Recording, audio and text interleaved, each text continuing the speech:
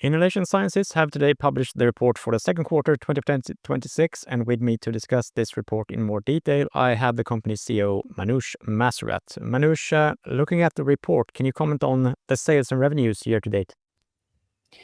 We have had a great first half of 2026, where we have managed to increase both sales and revenue significantly versus same period last year.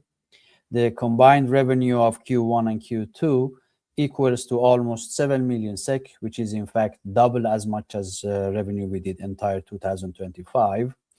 And as for the sales and new signed orders, we have also managed to double the total versus the first 6 months of the last year.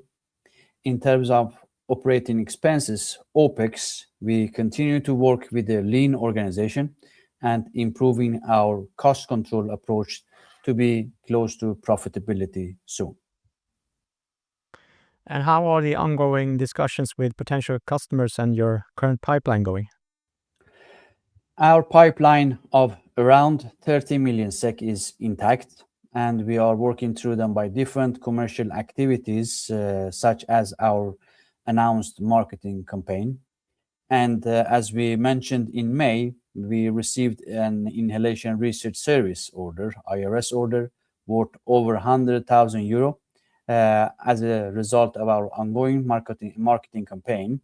We have also seen several US customers that are obliged to source services within the US and US origins, even though there are no direct equivalent services as ours in the US.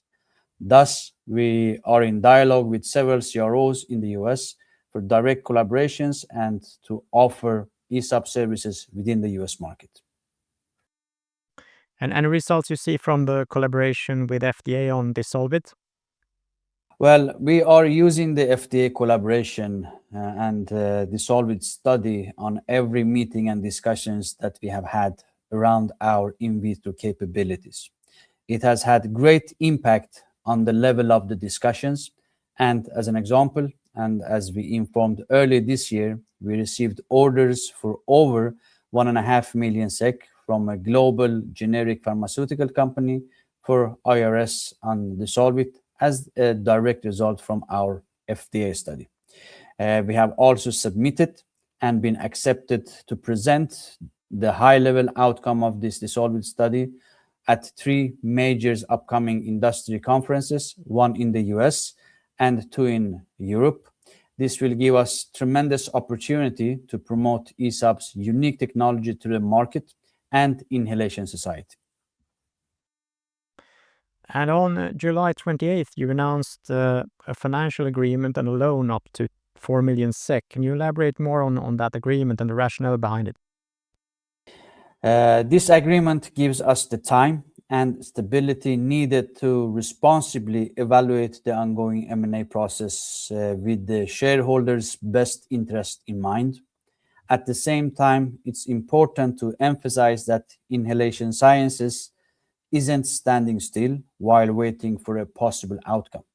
We continue to work with customers, carry out assignments, and develop the business. Our technology, expertise, and customer base have significant value, both in the context of a potential structured deal and as a foundation for the company's continued independent development as a standalone business. And on that note, do you have any status update on the announced M&A process with Pharma Ventures? Well, we announced about the process with Pharma Ventures in November last year, and at the same time, we informed that the process will carry on between 9 to 12 months, which is November 2026. Of course, we had hoped to conclude the process sooner, but again, it's imperative for us to make sure to find the best possible option for ESOP moving forward, and that is exactly what we are doing. And a final question, what are the most important takeaways from the Q2 report for the investors as you see it? We have shown a significant growth in sales and revenue for the first half of 2026 versus the same period last year. The pipeline of 30 million SEK is intact, and we are working us through the leads on a regular basis, and we have also ongoing activities in the US, as I mentioned. with a continuous lean organization, we are improving our cost control approach towards profitability. And also with the financing agreement in place, we'll have the stability needed to evaluate the ongoing discussions firmly and make sure to deliver the best possible option for ESOP, either through a structured deal or continue as standalone business. Thank you very much, Manoush. Thank you.